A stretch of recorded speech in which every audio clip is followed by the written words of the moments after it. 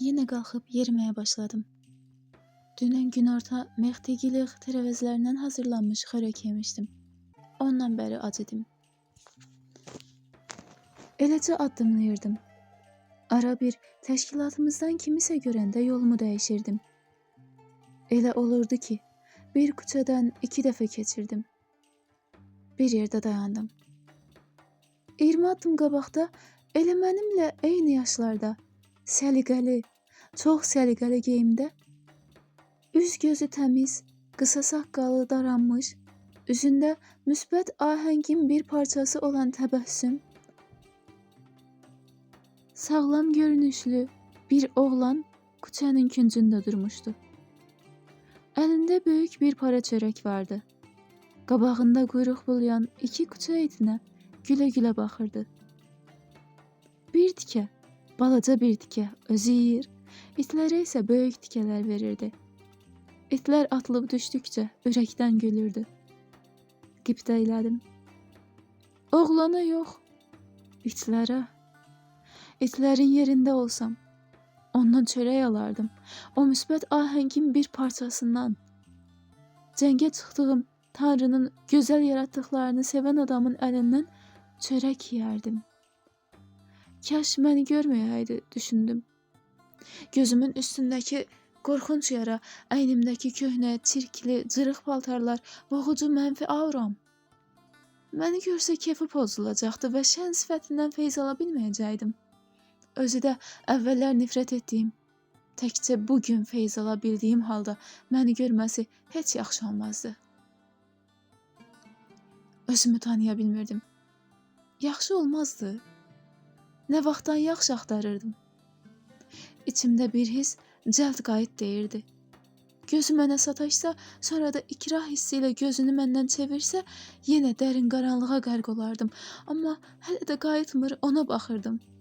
Gözü qəfildən mənə sataşdı. Sərin payız səhərində üzümün yandığını hiss etdim.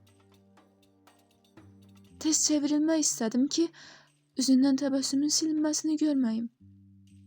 Amma gözümün qabağına yenə bir anlıq səhər gördüyüm çay kənarındakı mənzərə gəldi və donub qaldım. O isə daha çox gülümsüyüb, şən və səmimi səslə dedi. Yaxın gəl, qardaş. Heç vaxt özümü belə itaətkar hiss eləməmişdim. Sanki bədənim qaranlıq beynimdə üsyan edib işığa yönəlirdi. Oğlan göy gözlü taciri xatırladırdı. Dinməz söyləməz yanına getdim. Nə mənə tərs-tərs baxdı, nə də təbəssümü, işığı azaldı. İtlərsə qaranlığımdan narahat olub yavaşca mırıldanmağa başladılar. Oğlan dedi. Yox, sakit olun əzizlərim, deyib çörəyi yarıya böldü. Birini mənə uzadıb əlavə etdi.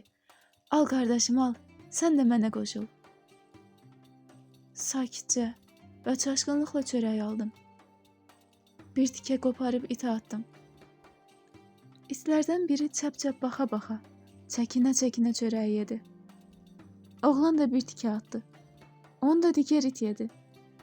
Ürəyimin necə sevinc və həyəcanla döyündüyünü izah edə bilmərəm. Bir tikə də atdım. İtlərin biri mənim atdıqlarımı yeyirdi, biri onun. İkisi də sevinclə quyruq buluyurdu. Bir neçə anlıq da olsa sanki qara libaslarım ağarmışdı. Qibtəm itə idi, amma müharibə elan elədiyim Tanrı məni oğlanın yerinə qoymuşdu. İçimdən deyirdim ki, kaş zaman donaydı və çörək heç qurtarmayaydı. Birdən oğlan etiraz elədi. Yox qardaş, belə olmaz. Yenə üzüm qızardı. Az qala gözlərim də dolacaqdı. Nəysə pis eləmişdim və qısa saadətim bitmişdi. Qorxa-qorxa, bəli, qorxa-qorxa oğlana döndüm. Gözümün içinə baxırdı və təbəssümü hələ silinməmişdi. Hamısını ona verirsən. Birini ona ver, birini özün ye. Bax, mənim kimi. Bunu deyib bir tikəni ağzına qoyub gülə-gülə çeynədi. Üzümə təbəssüm qondu. Həmişəki kimi istehzalı, kinli, şeytani təbəssüm yox. Saf, təmiz, şən təbəssüm. və bir tikəni ağzıma qoydum.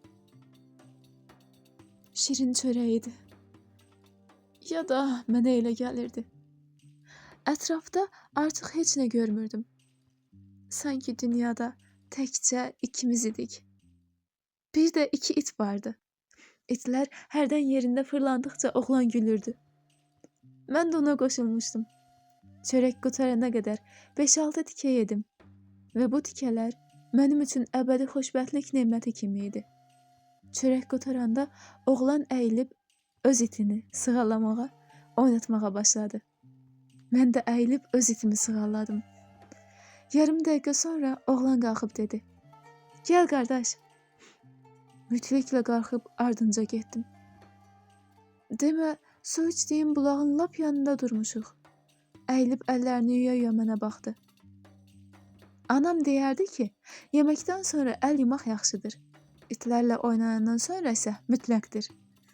Bunu deyib güldü və dikəldi. Mənim də əllərimi yumağımı gözlədi. Mən qalxanda qayğıkeşliklə gözlərimə baxıb nəvazişlə dedi: "Köhnə yaradır. Amma yenə də açıq gəzməsən daha yaxşıdır, hər ehtimala qarşı." Əllərini ciblərinə salıb nəsə axtardı və ağ dəsmal çıxarıb gözümü sarıdı. Sonra bir addım dala çəkilib təbəssümlə dedi: "Bax, belə daha yaxşıdır." Mən də gülümsədim. Oğlan əlavə etdi: "Mənə dair bir qulluq?" Özümü itirdim. Axı mənimlə niyə belə xoş danışırdı? Zorla heç deyə bildim. Əlini uzatdı. Əlini sıxdım. Əlini buraxmamış soruşdu: "Adını soruşmadım, qardaş." "Kross." "Mənim də adım Claudius'dur. Tanışlığımıza şad oldum. Hələlik." Əlini əlimdən çəkib, üzü bərabərində qaldırdı və sağ ol deyib getdi. Gözdən itənə qədər arxasınca baxdım. Adı Claudius idi. Anlaya bilmirdim. Bir müddət də orada dayandım. Birdən Qundarın titrək səsini eşitdim. "Gözünü sarıyıbsan? Heyrət elədim." Beləcə qaranlıq yenə mühasirəyə aldı məni.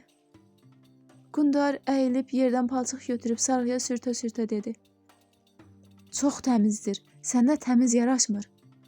Bunu deyib gülə-gülə yoluna davam elədi. Belə edəcəyini bilsəydim, əsla icazə verməzdim.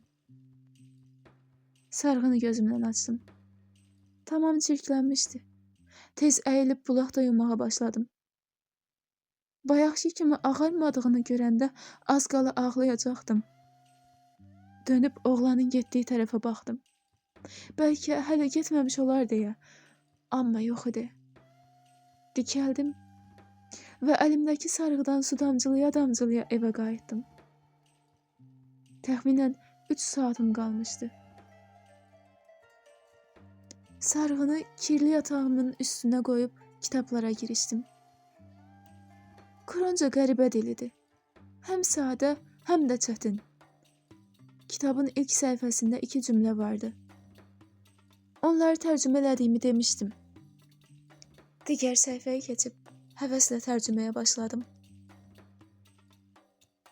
Xoş gördük, müjdələnmiş. Mən Claudiusam. Əmanətimi aldığına görə sənə təşəkkür edirəm. Doğrusu, hardan başlamalı olduğumu bilmirəm. Amma bil ki, qaranlıq pərdələrini yırtmağa yalnız xalq sacın, Tanrının gücü çatar. Onun əlində su içimi kimi bir şeydir. Kömək etməyini istəyirsənsə, ümidsizlik və məyusluqdan uzaq dur. Ömrün boyunca onunla vuruşsan, amma sonuncu gün peşman olsan, özür istəsən, əmin ol ki, o bağışlayacaq. Sənin bu yazılanları ölümümdən neçə yüz il sonra oxuyacağını bilirəm. Sən müjdələnmişsən. Sənə böyük vəzifə verilib. Səndən çox şey asılıdır. Sağ olsaydım, sevə-sevə səninlə yanaşı döyüşərdim, amma eyb yox. Qələmim, ruhum və qəlbimlə kömək edəcəyəm. Mən səninlə olacağam. Özü də hər addımında. Tələsmə. Xalq sacın köməyi ilə öhdəsindən gələcəksən. Ürəkli ol. Mən və bütün Kuron qəbiləsi, ən əsası isə xalq sac səninlədir. Bu iki son cümlə. Yenə Kladiusun sifətini xatırladım. Həzin-həzin, təbəssümlə Kuronca deyirdi. Kuğne namfa budum. Kuron kaplas zam ımlatı. Am aziz i ıza. Xalq sac zam ımlatı.